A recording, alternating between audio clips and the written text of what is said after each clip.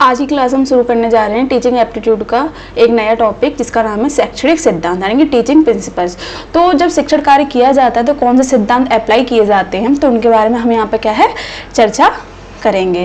तो जो शैक्षणिक सिद्धांत है उन्हें दो भागों में बांटा गया है। पहला आपका आता है सामान्य सिद्धांत, दूसरा आपका आता है मनोवैज्ञानिक सिद्धांत। ये किससे संबंधित है? आपके मनोविज्ञान से। ठीक है, तो चलिए चर्चा करते हैं आप अपने पहले सिद्धांत की। उसके अंतर्गत कौन कौन से सिद्धांत हमें देखने को मिलते हैं उनके बारे में भी हम यहाँ पर क्या है चर्चा करेंगे।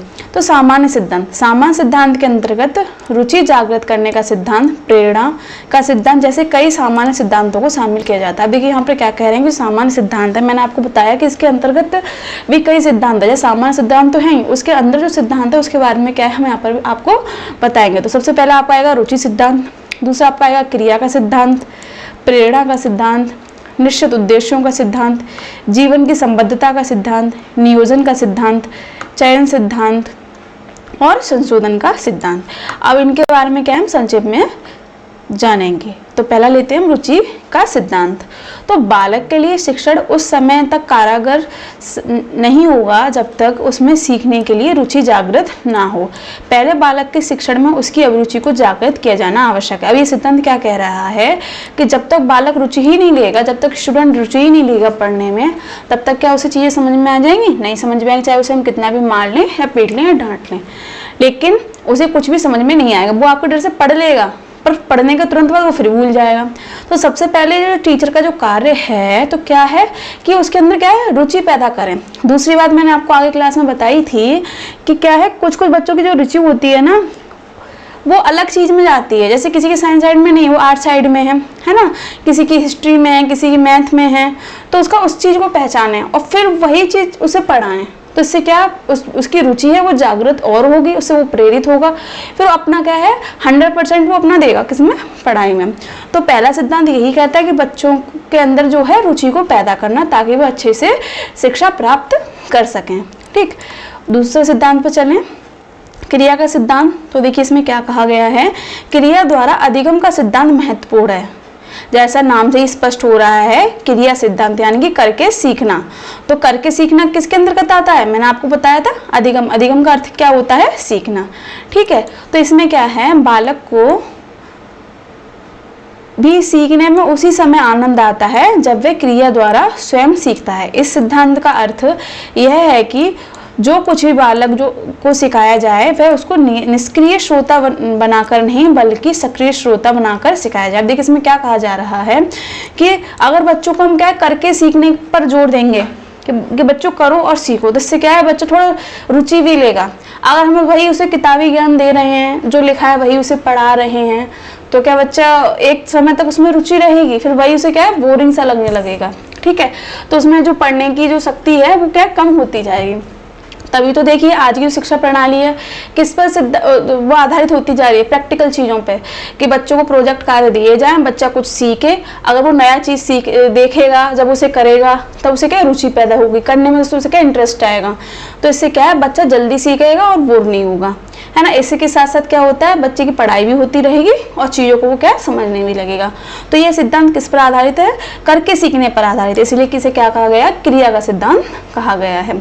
चलते हैं अपने अगले सिद्धांत पर, प्रेरणा का सिद्धांत। तो इसके अंतर्गत क्या बात कही गई है कि रुचि और प्रेरणा के सिद्धांत को अलग सिद्धांत के रूप ना देकर एक ही सिद्धांत मानना सही है, क्योंकि रुचि जागृत होने पर अधिगम की प्रेरणा मिलती है और बालक में प्रेरणा से ही रुचि का विकास होता है। अब देखिए इसमें क्या बात कही गई है कि जो रुचि सिद्धांत है, रुचि का सिद्धांत है और प्रेरणा का सिद्धांत है, ये दोनों एक दूसरे क्या है पूरक हैं।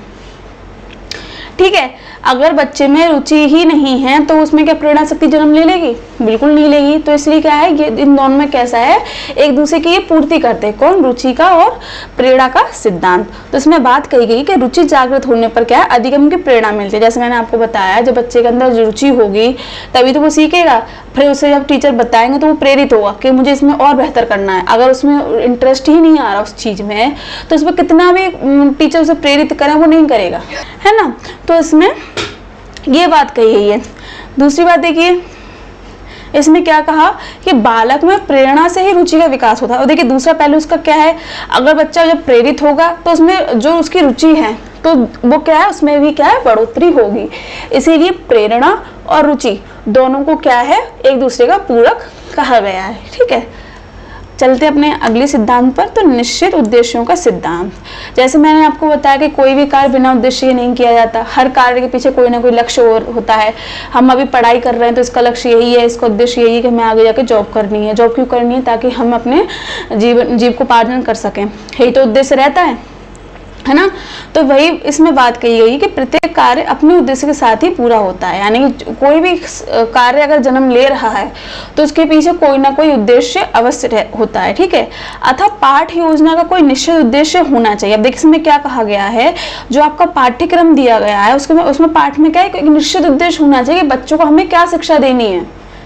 सिलेबस में जो चीज़ें लगाई जाती हैं बच्चों के लिए अलग अलग स्तरों पर, तो उसका उद्देश्य तो यही तो होता है कि बच्चों के मानसिक क्षमता का हमें विकास करना है, ताकि वो आगे जाकर अपनी जीवन शैली को सुदृढ़ कर सकें। यही तो उद्देश्य है कि बेहतर मनुष्य बनाएं, बेहतर इंसान बनाएं, है ना, अच्छा नागरिक बनाएं। शिक्षा का उद्देश्य तो यही होता है। तो ये बात इसमें कही गई है। ठीक है, यदि शिक्षक पाठ के उद्देश्यों को लेकर निश्चित नहीं है तो वह अपने शिक्षण को प्रभावी, स्पष्ट और रोचक नहीं बना पाएगा। अब देखिए इसका दूसरा पहलू क्या कहता है कि यदि जैसे सिलेबस में बातें कुछ और कही गई हैं, ठीक है, अब वो बता कुछ और रहा है और उसे कनेक्ट किसी और से कर रहा है, तो बच्चा क्या उससे सीखेगा? नहीं सीखेगा। ऐसे बहुत से टीचर होते हैं कि वो पढ़ाना तो ठीक है, अच्छे से पढ़ा रहे हैं, किताबी ज्ञान अच्छे से दे रहे हैं, पर वो क्या एकदम एक लाइन में पढ़ते चले जाते हैं। तो जो बच्चे होते हैं तो वो सीखते तो कम नहीं है। ठीक है, तो अगर उनसे पूछा है आपको समझ में आ गया? हाँ हमें समझ में आ गया, भले उन्हें आता तो बिल्कुल ना हो। तो इसमें वही बात कही गई, पहले तो जो टीचर है उसका उद्देश्य ये होना चाहिए, वो किताबी ज्ञान जो पाठ्यक्रम में जो दिया गया है उसको क्या है, रिलेट करे चीज़ों से, जिससे क्या बच्चा जल्दी से सीखे, है ना। तो इसमें वही बात की गई है कि शिक्षण को प्रभावी, स्पष्ट या रोचक क्या है, शिक्षक जब तक नहीं बना सकता जब तक कि वो अच्छे से कम्युनिकेट ना कर सके या एक निश्चित उद्देश्य लेकर वो पढ़ाए ना। ठीक है, चलते हैं अपने अगले सिद्धांत पर। तो अगला सिद्धांत हमारा क्या है, जीवन की संबद्धता का सिद्धांत। जैसे मैंने आपको बताया था जब शिक्षण की विशेषताएं थी कि जो शिक्षण होता है उसकी मुख्य विशेषता क्या है, जीवन शैली को सुदृढ़ बनाना, कि मनुष्य को क्या है जीवन कैसे जीना है, शिक्षार्थियों को उनके बारे में सिखाना है। ठीक है, तो जीवन व्यापक अनुभवों का सार है, अतः बालकों को सिखाई जाने वाली बातों का संबंध उसके जीवन के अनुभवों से जुड़ा होना चाहिए। देखिए इसमें क्या बात कही है, अगर हम उदाहरण, अगर जो पाठ्यक्रम में जो चीज़ें लगी हुई हैं उनको अगर उनके जीवन से जोड़ें तो उससे क्या बच्चा जल्दी सीखता है। तो इसमें वही बात कही कि जीवन की संबद्धता का सिद्धांत, इसमें जो चीजें हैं किताबी ज्ञान को व्यवहारिक ज्ञान उनके जीवन से अगर जोड़ा जाए तो बच्चे क्या है जल्दी सीखते हैं। प्लस क्या है, अगर उनके जीवन में कोई भी परेशानी आती है तो वो मानसिक रूप से इतने तो तैयार हो ही जाते हैं कि जल्दी नहीं घबराएंगे और कोई ना कोई समाधान वो कर लेते हैं। इसीलिए तो शिक्षा दी जाती है ना। चलते हैं अपने अगले सिद्धांत पर, नियोजन का सिद्धांत। इसके अंतर्गत देखें तो कुशल शिक्षण का आधार नियोजन होता है। किसी पाठ को पढ़ाने से पूर्व शिक्षक को यह निश्चित कर लेना चाहिए कि उसे क्या पढ़ाना है, किस विधि को अपनाना है और किस प्रकार कक्षा में आने वाली समस्याओं का सामना करना है। अब देखिए इसमें क्या बात कही गई है कि जो टीचर हैं तो उन्हें क्या है पहले से ही, जैसे क्लास स्टार्ट होने वाली होती है उससे पहले ही वो निश्चित करके आए कि आज उन्हें किस चैप्टर को पढ़ाना है और क्या क्या बताना, और प्लस कौन सी मेथोडोलॉजी उन्हें अपनानी है ना। अगर वो जैसे तुरंत क्लास में चले गए तो तुरंत तो चीज़ें नहीं हो सकती ना। हर चीज़ क्या है एक योजनाबद्ध तरीके से की जाए तो उसका परिणाम क्या होता है, बेहतर मिलता है, चाहे वो हमारी पढ़ाई हो चाहे वो हमें बच्चों को पढ़ाना हो, है ना। तो हर चीज को क्या है एक तरीके से किया जाए। तो ये किसके अंतर्गत आता है, आपके नियोजन के सिद्धांत के अंतर्गत। अब देखिए चयन का सिद्धांत। कक्षा के कालांश की अवधि के अनुसार ज्ञान दे पाना प्राय संभव नहीं होता। अब देखिए इसमें क्या कहा गया है कि जब क्लासें लगती हैं तो जो समय होता है वो मिनिमम किसी में 30 या 35 मिनट होता है ना। तो उस समय क्या है हमें टीचर को ये होना चाहिए कि वो पहले से ही टॉपिक चूज करके आए कि आज हमें बच्चों को ये पढ़ाना है और कम समय में हम उसे बेहतर कैसे पढ़ा सकें। ये किस पर आधारित होता है, उसकी समझ पर, है ना। तो चयन की जो सिद्धांत है वो ये कहता है कि वो पहले से ही चीज़ें चूज करके आए कि बच्चों को कौन सा टॉपिक आज हमें पढ़ाना है, किसमें कम समय में बेहतर ज्ञान देना है, ठीक है। अतः यह आवश्यक है कि हम अपनी विषय वस्तु अथवा पाठ को किस विधि द्वारा निर्धारित समय अवधि में छात्रों के समक्ष प्रस्तुत करें। जैसे मैंने आपको बताया, कम समय में बेहतर ज्ञान, संक्षेप में ही बातें समझा दी जाएं, बच्चे भी समझ जाएं। कभी कभी क्या होता है कि जब टीचर बताता है तो एक बार को 10 बार बताता है, तो बच्चे भी सुन के वो हो जाते हैं कि बस शांत हो जाए। तो ये स्थिति ना हो, एक ही बार में चीजें बता दी जाएं तो बच्चों को जल्दी समझ में आ जाती हैं, ठीक है। अगले चलते हैं अगले सिद्धांत पर। तो व्यक्तिक विभिन्नताओं का सिद्धांत। देखिए, मैंने आपको पहले भी बताया कि हर क्लास में हर बौद्धिक क्षमता वाले आपको विद्यार्थी मिलेंगे। कुछ एवरेज बच्चे होंगे, कुछ टॉपर होंगे और कुछ निम्न स्तरीय बच्चे होंगे। निम्न स्तर से मतलब क्या है, उनकी मानसिक स्थिति मतलब कैसी होती है, वो कैच नहीं कर पाते जल्दी चीज़ों को, वो धीमे धीमे सीखते हैं, है ना। तो इसमें जो शिक्षक है उसका उत्तरदायित्व ये बनता है कि उन्हें सब बच्चों को लेके चलना है। ये नहीं कि जो बच्चा टॉपर है सिर्फ उसी को देखना है, वो तो टॉपर है ही, उसे आगे बढ़ाने से क्या फ़ायदा। आगे बढ़ाने में असली जो उसके लिए टास्क है टीचर के लिए, तो क्या है, जो बच्चे लो कंडीशन पे हैं उन्हें उठाना। अगर वो उन्हें उठा ले तो ये क्या है, टीचर की कुशलता को दिखाता है ना। तो इसके बारे में यही बताया गया कि प्रत्येक बालक में व्यक्तिगत विभिन्नताएं होती हैं। कुशल शिक्षण हेतु शिक्षक को बालकों को इन विभिन्नताओं के विषय में जागरूक होना चाहिए कि उन्हें अगर बच्चे को कम समझ में आ रहा है तो उसे एक्स्ट्रा क्लासेस दें। एक्स्ट्रा क्लासेस देने, बार बार समझाएं। ये नहीं कि अगर बच्चा बार बार पूछ रहा है तो आप उसे पर अपनी खुन्नस निकालें कि तुम बार बार क्यों पूछ रहे हो, इतनी हिम्मत कैसे हो गई। ये नहीं, प्रेम से हमें ट्रीट करना है बच्चों को, ताकि बच्चा बिना झिझके हमसे पूछ सके और उसकी समस्याओं का क्या है, टीचर समाधान कर सके, ठीक है। चलते अपने अगले सिद्धांत पर, संशोधन का सिद्धांत। तो शिक्षण को स्थायी बनाए रखने के हेतु यह आवश्यक है कि प्राप्त ज्ञान को तुरंत और समय समय पर संशोधित किया जाए, यानी कि रिवाइज किया जाए। यह टीचर से ही नहीं बल्कि स्टूडेंट के लिए भी जरूरी है। स्टूडेंट के लिए तो जरूरी है, टीचर्स के लिए भी सबसे ज्यादा जरूरी है। अगर टीचर को अगर ये लगता है कि मुझे सब कुछ आता है, अब कोई बच्चा एक्स्ट्रा ऑर्डिनरी बच्चा मिल गया और टीचर को घमंड इस बात का है कि नहीं हमें सब आता है, अब उसने रिवाइज किया नहीं उस टॉपिक को। अब बच्चों का क्या होता है वो पहले से पढ़ के आते हैं, है ना। अगर उसने एकदम से क्वेश्चन पूछ लिया कि सर इसमें क्या होगा, मैम इसमें क्या होगा, तो इसमें किसे बुरा महसूस होगा, टीचर को ही तो होगा। तो सबसे पहले क्या है, टीचर को इतना होना चाहिए कि वो अपने ज्ञान को क्या है, रिवाइज करता रहे, संशोधित करता रहे। जो उसने पढ़ा है बार बार रिवाइज करे, ताकि उस पर उसकी जो पकड़ है मजबूत रहे। क्योंकि जब हम किसी चीज को रिवाइज करना बंद कर देते हैं ना, तो वो चीज वहीं पर क्या है, छूट सी जाती है।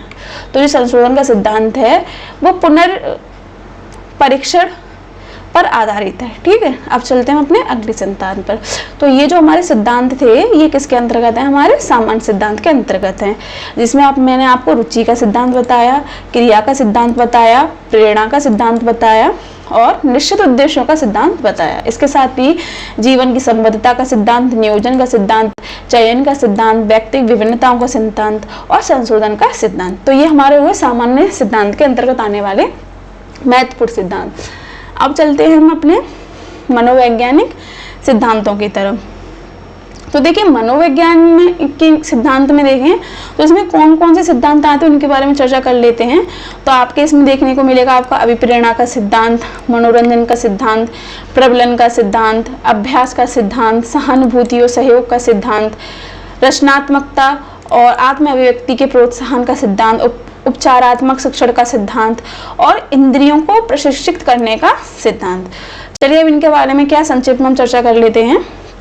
अभिप्रेरणा का सिद्धांत, शिक्षण में अपेक्षित व्यवहार के लिए प्रोत्साहित करना एवं उसे जारी करना या रखना तथा दिशा प्रदान करना अभिप्रेरणा कहलाता है। जैसे कि आपने सामान्य सिद्धांत में प्रेरणा का सिद्धांत पढ़ा था, उसी प्रकार ही ये क्या है, अभिप्रेरणा का सिद्धांत है। इसमें क्या है, टीचर को बच्चों से कैसा व्यवहार रखना है, सौम्यपूर्ण व्यवहार रखना है, ताकि जो बच्चा है बिना झिझके अपनी समस्या को टीचर को बता सके और वो उनकी समस्या का समाधान कर सके। दूसरा क्या है, उनको प्रेरित करना, किनको, बच्चों को प्रेरित करना, किस दिशा में, अच्छी दिशा में, है ना, जागरूक करना, जिसमें उनकी रुचि है उसे बताना और उनको प्रोत्साहित करना और बच्चों को आगे बढ़ाना, ये किसके अंतर्गत आता है, अभिप्रेरणा के अंतर्गत आता है। दूसरा सिद्धांत देखें मनोरंजन का सिद्धांत, तो इसके अंतर्गत क्या बात कही गई है कि कक्षा कक्ष को जीवंत बनाए रखने के लिए मनोरंजन का होना आवश्यक है। अब देखिए इसमें बात क्या कही गई है, इसमें कहा गया है कि अगर मनोरंजन से मतलब ये नहीं है कि टीचर ने छूट दे दी बच्चों को, जाओ आज छुट्टी है ऊधम मचाओ, अगर कह दिया जाए तो फिर तो वो क्लास को ही सर पर उठा लेंगे। इसमें ये नहीं, इसमें क्या है कि ऐसी विधि का प्रयोग किया जाए जिससे क्या बच्चे बोर ना हो और उनसे क्या उनका मनोरंजन हो सके। ठीक है, तो इस तरह की शिक्षण पद्धति से भरपूर माहौल शिक्षण प्रक्रिया को तीव्र करता है, यानी कि मनोरंजन पूर्ण जो सिद्धांत कहता है उसमें क्या है, थोड़ा हास्य भी होना चाहिए, यानी कि थोड़ा हंसी मजाक भी होना चाहिए, पर कैसा, मर्यादा के रूप में। महत्वपूर्ण है, मनोरंजन अपनी जगह है और कक्षा में टीचर्स और विद्यार्थियों की जो दायरा है वो अपनी जगह है, तो इसमें वो बात कही गई है। ठीक है, आई होप आप सभी को समझ में आ रहा होगा।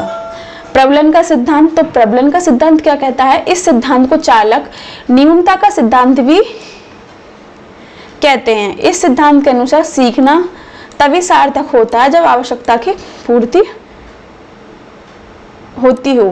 इस सिद्धांत में छात्रों की आवश्यकता को ध्यान में रखकर ये पाठ्यक्रम का निर्माण किया जाता है। अब देखिए ये क्या कह रहा है, इस प्रबलन का सिद्धांत ये कह रहा है कि एक अच्छा शिक्षण क्या है, अच्छा शिक्षण वह है जिसमें क्या है, बच्चे को कोई कार्य करना सिखाया जा रहा है, किसी की शिक्षा दी जा रही है, तो उससे क्या बच्चा सकारात्मक रूप में सीखे, ना कि नकारात्मक रूप में, है ना। तो सिखाना अच्छी बात है, तो उसकी सार्थकता है कि बच्चा सीख रहा है जो टीचर उसे सिखाना चाह रहा है। तो इसमें क्या है, किसकी उपलब्धि है, टीचर की, कि टीचर किस विधि से बच्चों को सिखा रहा है और बच्चे भी उस चीज को सीख रहे हैं उसी विधि से। तो ये किसको कुशलता को दर्शाता है, आपके टीचर की कुशलता को दर्शाता है। ठीक है, दूसरा इसमें क्या कहा गया है कि इस सिद्धांत के अंतर्गत छात्रों की आवश्यकता को ध्यान में रखकर ही पाठ्यक्रम को बनाना चाहिए। जैसे मैंने आपको शिक्षण के स्तर बढ़ाए थे, तो उसमें पहला निम्न स्तर था आपका, जैसे स्मृति का स्तर कहते हैं, फिर समझ का स्तर, चिंतन का स्तर। तो स्तर कौन से स्तर पर कैसा सिलेबस होना चाहिए कि उसमें बच्चे की स्थिति क्या होती है, उसका जो मानसिक विकास है वो कैसा होता है, तो उन सबको आयु और मानसिक क्षमता को ध्यान में रखकर क्या है पाठ्यक्रम बताना चाहिए। पाठ्यक्रम ऐसा हो जिससे क्या उनकी मानसिक क्षमता का विकास हो, ना कि क्या हो उनकी मानसिक क्षमता में तनाव उत्पन्न हो। महत्वपूर्ण बात है, अगर बच्चे तनाव में रहेंगे तो क्या वो सीख पाएंगे, नहीं सीखेंगे, फिर तो वो एक डर सा रहेगा, है ना। तो ये चीज नहीं होनी चाहिए। तो प्रबलन का सिद्धांत यही बताता है। अभ्यास का सिद्धांत, तो इस सिद्धांत के अंतर्गत इस बात की प्रतिपुष्टि होती है कि यदि हम किसी कार्य का अभ्यास करते हैं तो हम उसे सरलतापूर्वक करना सीख जाते हैं, साथ ही उसमें कुशलता की प्राप्ति होती है। देखिए जैसे मैंने आपको बताया था इसमें संशोधन का जो सिद्धांत था, वहीं देखिए इसका दूसरा रूप दे दिया गया अभ्यास का सिद्धांत। तो इसमें देखिए क्या बात कही गई है कि इस सिद्धांत के अंदर इस बात की प्रतिपुष्टि होती है कि यदि हम किसी कार्य का अभ्यास करते हैं तो हम उसे सरलता पूर्वक करना सीख जाते हैं। यानी कि बार बार अगर हम किसी चीज का रिवीजन कर रहे हैं, अभ्यास कर रहे हैं, तो हम उसमें क्या हो जाते हैं, विशिष्ट योग्यता प्राप्त कर लेते हैं, है ना। तो ये चीज अगर आप किसी भी चीज का अभ्यास करोगे तो वो चीज आपको याद रहेगी, चाहे वो आपका एग्जाम हो, चाहे वो अगर आप कोई कार्य कर रहे हो तो उसमें भी आपको क्या है योग्यता प्राप्त हो जाएगी। अब जैसे कि यही है कि अब बहुत से बच्चों का सवाल यही रहता है कि यूजीसी नेट पेपर उनकी तैयारी कैसे करें, मैम समझ नहीं आ रहा। अरे आप उसे पढ़िए तो सही, है ना, अभ्यास तो करिए। एक बार नहीं आएगा, 2 बार नहीं आएगा, 3 बार नहीं आएगा, चौथी बार तो आएगा। पर शर्तें क्या है कि हमें जो सटीक चीज है वही पढ़नी है, एक्स्ट्रा नहीं पढ़ना है। आता सब उतने में से ही है, पर वो क्या चीजें घुमा दी जाती हैं। तो ये चीज हमें ध्यान रखना है कि अभ्यास हम जितना करेंगे उतने ही हम क्या है उसमें उपलब्धि हासिल कर लेंगे। ठीक है, चलते हैं अपने अगले सिद्धांत पर, सहानुभूति और सहयोग का सिद्धांत। जैसे मैंने आपको बताया था जब शिक्षण की विशेषताएं चल रही थी तो उसमें मैंने आपको बताया है कि बच्चों को सर्वांगीण विकास करना है ना। तो सर्वांगीण विकास में आपका बच्चों को क्या है, जब हम व्यवहारिक ज्ञान देंगे, सामाजिक प्रणाली, अच्छा नागरिक बनाएंगे, तो उसमें हम क्या है उनके गुणों को भी सिखाएंगे कि कैसे रहना है, सहयोग की भावना को भी बताएंगे। ग्रुप में कोई काम दे दिया कि ये ग्रुप ये कार्य करेगा, ये वाला ग्रुप ये करेगा, तो उसमें क्या है सहयोग की भावना उत्पन्न होती है। तो वही बात क्या इसमें कही गई है कि शिक्षण में सहानुभूति यानी कि एक दूसरे के प्रति कैसे सौहार्द सौम्य होना, एक दूसरे के भावों को समझना, एक दूसरे की परेशानियों को समझना और उन ठीक है, और सहयोग के द्वारा एक दूसरे की मदद करना। तो जो सहयोग का सिद्धांत है वो बच्चों में क्या है, सहयोग सहानुभूति को कैसे प्रेरित करना है उसके बारे में सिखाता है। इसके माध्यम से क्या होता है, बालकों को प्रोत्साहित कर शिक्षण अधिगम की प्रक्रिया को सफल बनाया जाता है। यानी कि अगर ग्रुप में कोई कार्य दे दिया जाए तो उसमें क्या, एक तो बच्चों में एकता आ जाती है, क्योंकि तब वहाँ पे मैं हटकर हम की भावना आ जाती है। क्योंकि अगर एक भी बच्चा कोई गलत क्या कोई कम काम करेगा तो भाई उनकी पूरी टीम हारेगी, है ना। अब जैसे हम खेल कूद में देख लें कि जैसे फुटबॉल हो, कोई सा भी गेम ले लें तो उसमें टीम जाती है ना पूरी, तो पूरी टीम का उत्तरदायित्व होता है। वो पूरी जो टीम होती है वो पूरे आपके उसका आपको प्रेजेंट करती है। अकेला एक इंसान अपने आप को प्रेजेंट नहीं करता है, सभी वहां पर अपने आप को प्रेजेंट करते हैं। किसे? अपनी टीम को, अपने ग्रुप को। ये नहीं कि सिर्फ एक ने नाम ले लिया कि नहीं एक ने ही काम किया, नहीं, पूरी टीम वहाँ पे वर्क करती है और ये क्या सहयोग की भावना को उत्पन्न करती है। ठीक है, तो इस सिद्धांत में हमने सहयोग और सहानुभूति की भावना को समझा। अब चलते अपने अगले सिद्धांत पर, तो रचनात्मकता और आत्मव्यक्ति को प्रोत्साहन का सिद्धांत। तो इसमें यह सिद्धांत मुख्यतः गणित और अन्य भाषाओं को सीखने से संबंधित है। तो देखिए इसमें क्या बात कही गई है कि इसमें जो टीचर होता है, जो शिक्षक होता है, वो बच्चों को क्या है, विभिन्न विधियों के द्वारा, विभिन्न गतिविधियों के द्वारा, है ना, बच्चों को क्या है आप शिक्षा प्रदान करता है। इसके साथ साथ जब वो कहते हैं ना, जब शिक्षक बच्चों को पढ़ाता है तो पहले अपने अनुभवों के आधार पर चीज़ों को सिखाता है, ताकि उसने जो परेशानियां फेस करी थी अपने शिक्षण के दौरान तो वो बच्चों को फेस ना करनी पड़े, तो उन्हें वो बेहतर ही सिखाता है।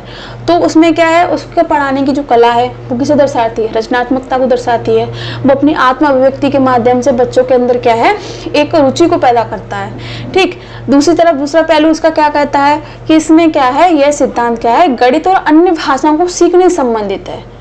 ठीक है, तो देखिए मैंने आपको बताया शिक्षा का मुख्य कार्य तो यही है कि पहले तो बच्चों को क्या है, इतना स्वावलंबी बना देना कि बच्चे स्वयं अपना कार्य कर सकें और एक समाज में अच्छे नागरिक बनकर रह सकें और अपना जीविकोपार्जन कर सकें। दूसरा क्या है, बच्चों में रुचि पैदा कर उन्हें अन्य भाषाओं के बारे में प्रेरित करना। ठीक है, और जो उनकी समस्याएं उनको दूर करना। तो ये इस सिद्धांत में ये बात कही गई है। दूसरे चलते अपने उपचारात्मक सिद्धांत की तरफ।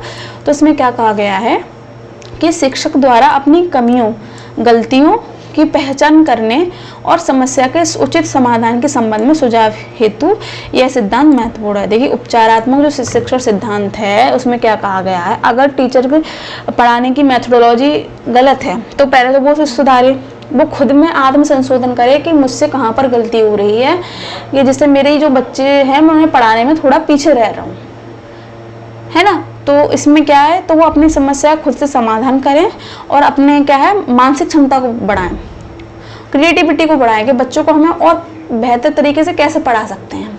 तो इसमें वो बात कही गई है। चलते हैं अपने अगले टॉपिक पर, तो इंद्रियों को प्रशिक्षित करने का सिद्धांत। तो इस सिद्धांत के द्वारा ज्ञान को स्थायी बनाया जा सकता है।